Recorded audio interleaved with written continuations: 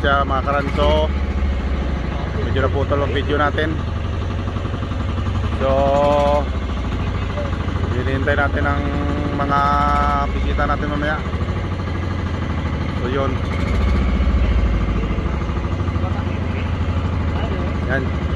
Yan mga tanim na seaweeds dito. So yan.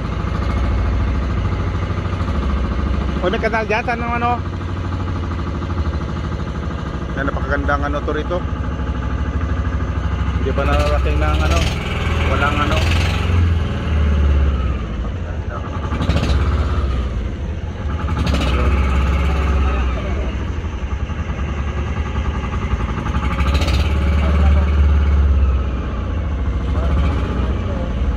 Ayun, kanina doon tayo dumaan sa mataas na ano na yun, na part ng ano. Yung pinakadulo kanina. Siguro yan. Ayun, may nag-harvest at nagbibilad ng kanilang ano, seaweeds. Yan, kung nakikita nyo, napakaganda ng buhangin.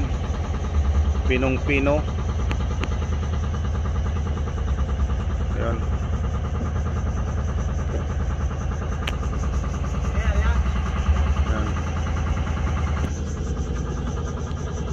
Yan mga karanso, dadaong muna tayo rito. Yan. Yan. Ayun. Bababa muna tayo.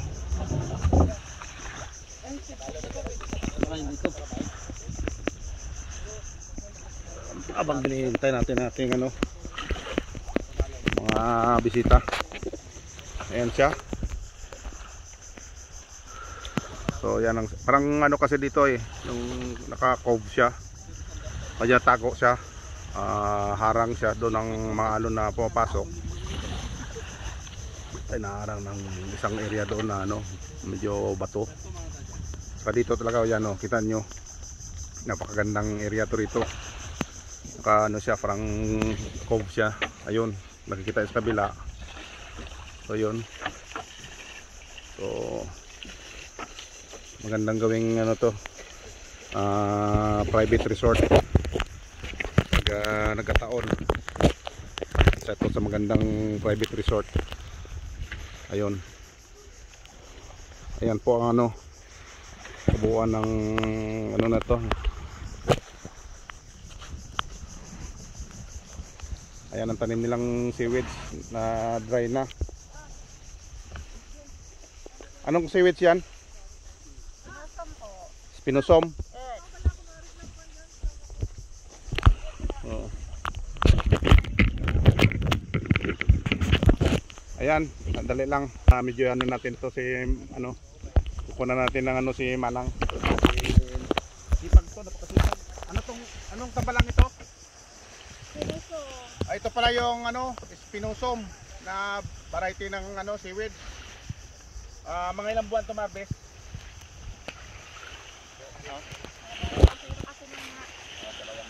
Ayun dry na yung banda doon. Ganun, pamumuhay dito, tiyaga-tiyaga lang. Okay naman ang ano, may pang ano man, may pang bugas-bugas. May nilaga, di ba? Darating si Mayor dito mamaya para makita natin ang sitwasyon. Dito pala yung ano, sa tawag na bilang-bilang. Ano to Kaya mo na nga, kakalaya? Ha? Kakalaya? Kami? At? Taga dito rin. Di ba kilala ka na kanay? Para? Si Isbia Nairo. Ay! Karo Manggid. Kakilala ka ng Isbia sa Sibay. Bayan si Mayor Rigas. Ha? Ikaw kayo bata saan ni Biboy? Biboy nga? Taga din ko ay jo, tapos taga dya.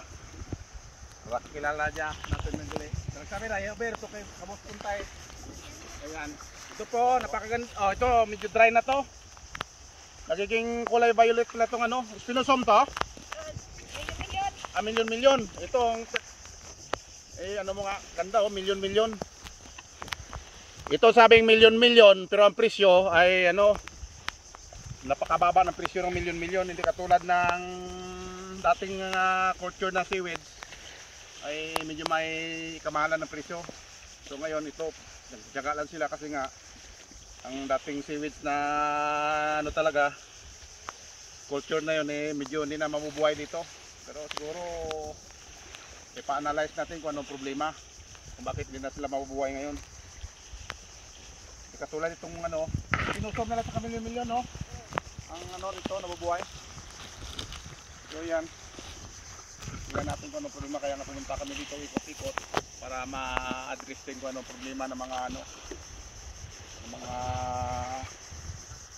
seaweed planters, mga kababayan natin na nanirahan dito sa isla. So yan lang mga karanso, kung hindi pa kayo nakapag-subscribe, subscribe na kayo sa channel ko para patuloy kayong ma-update sa lahat ng